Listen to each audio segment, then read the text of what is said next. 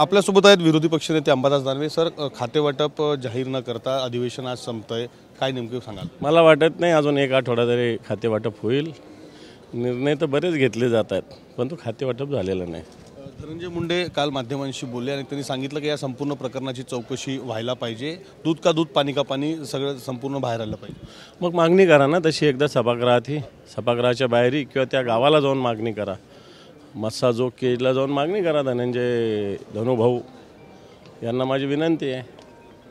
मोदीच्या लोकप्रियतेमुळे महाराष्ट्र आणि हरियाणामध्ये भाजपचा विजय झाल्याचं सांगितलं जातं। ईव्हीएमच्या लोकप्रियतेमुळे, ईव्हीएममुळे झाला। ते होते अंबादास दानवे। कॅमेरामन विशालसह विवेक गावंडे, TV9 मराठी, नागपूर।